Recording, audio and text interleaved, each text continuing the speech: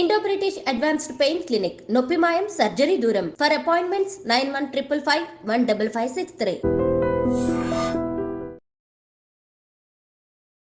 మీరు నైమ్ ఎందుకు టార్గెట్ చేశారు అది చెప్తా. అదే చెప్తా. నేను సరెండర్ అయినా నోట్రాల్లో ఉంటున్నా. మళ్ళా పటేల్ సుధాకర్ రెడ్డి నుంచి లెటర్ నాకు మీకా మళ్ళీ ఒకసారి కలవాలి అచ్చా అని లెటర్లో ఉన్నది. సరే అని చెప్పేసి పోయినా. ఎందుకు పోవాల్సి వచ్చింది నేను బయటికి, ఏం జరిగింది అని అంటే నేను చెప్పే కాడికి చెప్పిన ఉండి ఇట్లనే ఉండు. మొదటి నుంచి మళ్ళీ నేను ఎట్లా అని అంటే లేదు నీ స్థానం నీకే ఉంటుంది, అట్లా ఏం లేదు, వేరే కాయ పంపిద్దాం అట్లా అని అంటే నేనుండి సాధ్యం కాదన్నా అని చెప్పేసాను. అప్పటికి కొన్ని ఉండే మా మధ్యన, ఇక అవన్నీ డిస్కషన్ చేసుకొని తర్వాత బయటికి వెళ్ళినప్పుడు ఏమన్నా అవకాశం ఉంటే కొంచెం సహకరించగలుగుతావా బయట అని అంటే నీకు మధ్యన నాకు మధ్యన అయితేనే చేయగలుగుతా, లేకపోతే నేను చేయలేను అనేటువంటిది క్లారిటీగా చెప్పేసిన. చర్చలు వచ్చినాయి అదే టైంలో. చర్చలలో ఇక పూర్తిగా ఏపీటీ పెట్టిండు, అపారవన్న ఈయన కలిసి మాట్లాడారు నాతో. ఏంటిది పలానా నయంను కొట్టాలి. దాంట్లో చర్చల సమయంలోనే పార్టీ ఆయన మీద దృష్టి పెట్టింది. అప్పటికే ఉన్నది కొట్టాలనేటువంటిది, కానీ దొరకట్లేడు అనేటువంటిది ఒకటి బాగా ఉన్నది. ఎట్లా అనేటువంటిది అంటే అప్పటికే 70% అయిపోయింది. ఆయన ఎక్కడెక్కడ తిరుగుతాడు, ఎవరెవరిని కలుస్తాడు అనేటువంటిది నాకు అంచనా ఉంది. కానీ ఎప్పుడైనా ప్రయత్నం చేశారా మీరు? ఆల్రెడీ ఇక చర్చలు అయిపోయినాయి.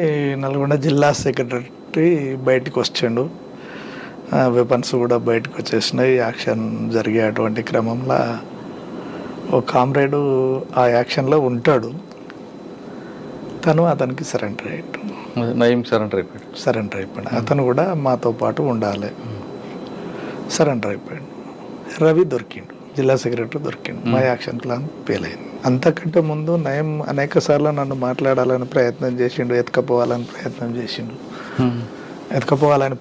చేసిండు. చేసినప్పటికీ ఆయనకు ఉన్నటువంటిది ఏంటంటే అంచనా ఏంటంటే వీడు పటేల్ సుధాకర్ రెడ్డి సూర్యం గార్డు చేసిండు కాబట్టి ఈయన దగ్గర మనం పెట్టుకున్నాం అనుకో ఎప్పటికైనా ప్రమాదం అనేటువంటిది ఒకటి తెలుసు ఆయనకు.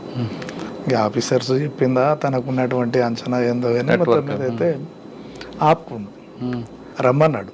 నేను రాననేటువంటిది ఆఫీసర్స్ తోటి కూడా మాట్లాడిచ్చిండు. వినలేదు, పూర్తిగా వినలేదు.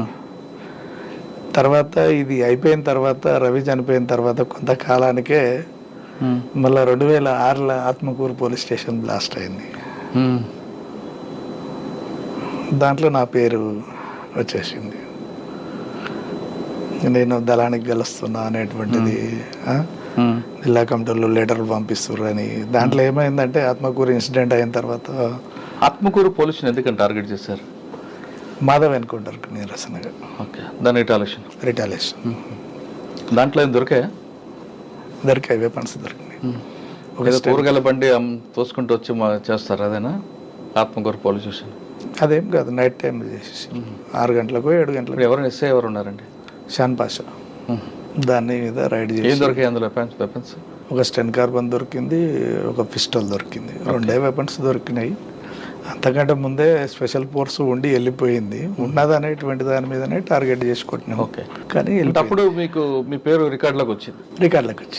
అప్పటికి చికెన్ గున్యా వచ్చి ఇంటి దగ్గర ఉన్నా నేను, నా కోసం పోలీసు వాళ్ళు తిరుగుతున్నారు. ఇంకా నేను ఏం చేయలేక మళ్ళా శ్రీనివాస నాయుడు సార్కి ఫోన్ చేసి, ఏం సార్ ఇట్లా అంటే, మరి నీవు ఉన్నవనేటువంటిది అంటారండి. నేను ఎట్లా ఉంటా సార్ అన్నాను మీరు అని చెప్పేసానన్న. వెంకటేశ్వర్లు అని ఓఎస్డి ఉండే, ఆ ఓఎస్డి గారి దగ్గరికి తీసుకుపోయాడు, మాట్లాడించిండు.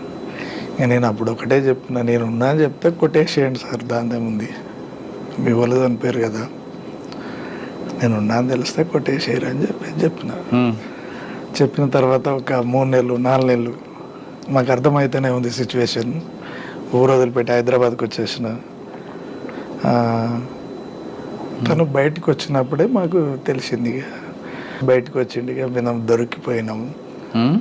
అప్పటికీ రాములతోటి చెప్తున్నా, రాములు ఖచ్చితంగా చెప్పేస్తాడు అనేటువంటి దాని అంచనా ఉంది నాకు, కొట్టుపడేద్దామని చెప్పేసినాం. తను అక్కడ ఇబ్రాహీంపట్నం ఎంపీపీ దగ్గరికి ఎవరి దగ్గరికి వస్తుండు. ఆడనే లిఫ్ట్ చేసి కొట్టేస్తే అయిపోద్ది పోలీసు వాళ్ళ కాడికి పోక ముందుకే అని చెప్పేసి అంటే లేదు అతనితోటి నేనే పిలిపిస్తా దగ్గరికి మాట్లాడదాంలే అని చెప్పేసానంటే డైరెక్ట్ ఎస్పీ దగ్గరికి సరెండర్ అయ్యిండు తను. పోలీస్ డిపార్ట్మెంట్కి చెప్తే మమ్మల్ని చంపేసేవాళ్ళు. నయంకి చెప్పిండు ఎవరు? మహేష్. నయం ఏం చేసినట్టే డైరెక్ట్ ఫోన్లు మాకు చేసుకుని పెట్టిండు. అటు రాములు బెదిరిస్తుండు, ఇటు నన్ను బెదిరిస్తుండు, భవనం శ్రీనివాసరెడ్డి అని ఉంటాడు తనను బెదిరిస్తుండు.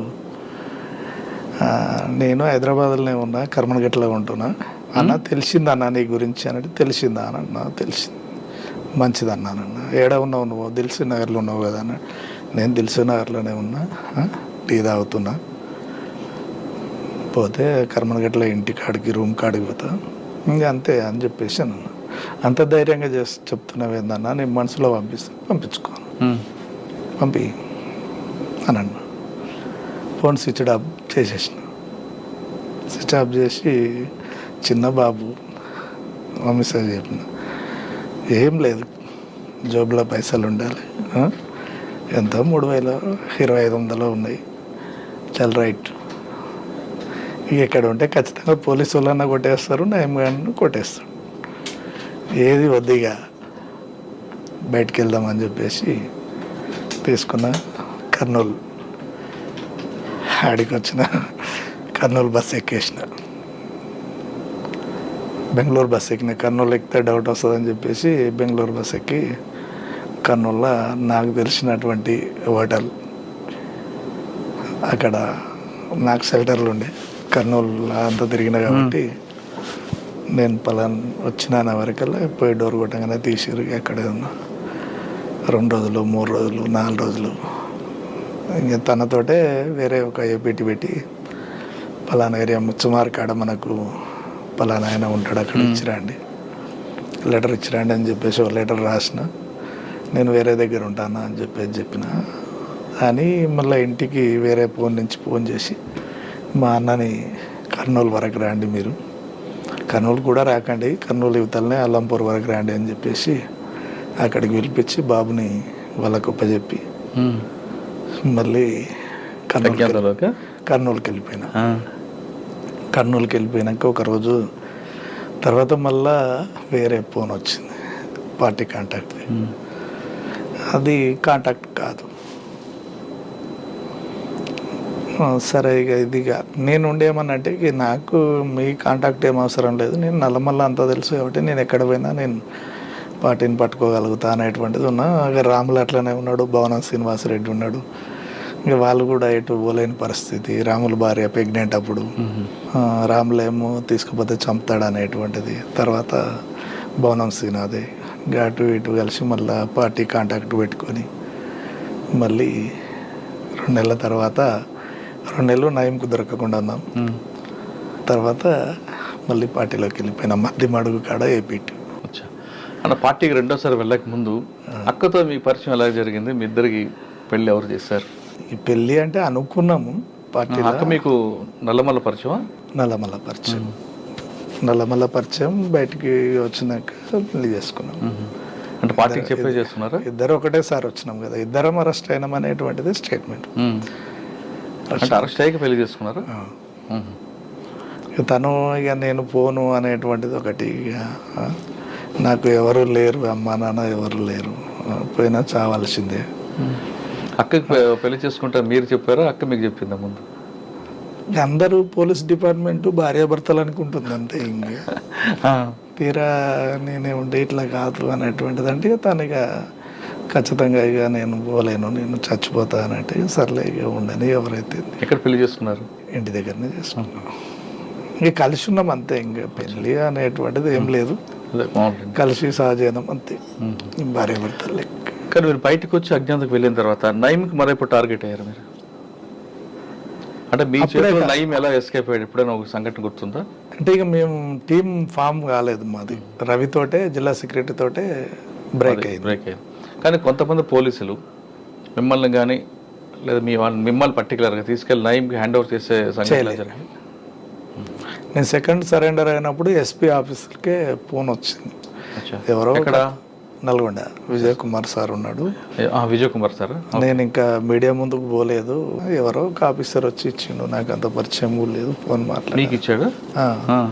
ఫోన్ మాట్లాడానంటే మాట్లాడమనంటే నేనుండి మాట్లాడినా, అన్న బాగున్నావా అనే వచ్చినావా, ఇంకా ముక్కలు చేస్తానంటే సరే మంచిది చేసుకోండి చేయండి పర్వాలేదు అనేటువంటిది అని అన్న. తర్వాత మీకు ఎప్పుడు ఎదురుపడలేదు? ఎదురు పడలేదు నాకు. నేను ఇంకోటి ఏంటంటే అనేక సార్లు ఫోన్లు వచ్చినాయి, నేను రెస్పాండ్ ఇవ్వలేదు. మీడియాకు కూడా చెప్పలేదు, నేను మీడియాకు కూడా చెప్పలేదు, కానీ ఆఫీసర్స్ కూడా ఎక్కువ చెప్పలేదు. ఆయన బయటకు వచ్చాక ఖచ్చితంగా మిమ్మల్ని టార్గెట్ చేయాలి, చంపడం కోసం అయితే చస్తాడు అనేటువంటిది తెలుసు. చంపగలగడు, ఏం లేకున్నా నిరాయుధంగా ఉన్నా చంపుతాడు వాడు అనేటువంటిది తెలుసు. ఒకవేళ నయీం మీ మీద అటాక్ చేశాడు అనుకుంటే అప్పట్లో మీరు ఎలాగ దాన్ని చేయగలుగుతాం? ఎలా రిమూవ్ చేయగలుగుతాం? అంటే ఆయన రాడు కదా, మిమ్మల్ని ఏదో రకంగా ట్రాప్ చేస్తాడు, తీసుకెళ్ళి ఆయన హ్యాండ్ ఓవర్ చేస్తారు. అర్థమవుతుంది కదా మనకు, మనం ఇప్పుడు మన వైపు ఎవరున్నారు, ఏం చేస్తారు అనేటువంటిది క్లారిటీగా ఒక క్లారిటీ ఉంటుంది. అంటే కొత్త పరిచయాలు ఎక్కడి అనేటువంటిది. ఇంకోటి దరిదాపు కూడా తనతోటి పరిచయాలు ఉన్నటువంటి వ్యక్తులను కూడా నేను అవాయిడ్ చేసేది. ఓకే, అంటే నయీం మీద మీకు ఆల్రెడీ ఒక అభిప్రాయం ఉంది, ఆయన బెదిరింపులు ఇవన్నీ కూడా. ఆయన ఎన్కౌంటర్ అయిన తర్వాత మీకు ఏమనిపించింది? ఎప్పటికైనా చావాల్సిన వాడే అనిపించింది. మా చేతిలో చచ్చినోడు ఎక్కడో చచ్చింది కదా అనేటువంటిది కొంత మిగిలి ఉండే.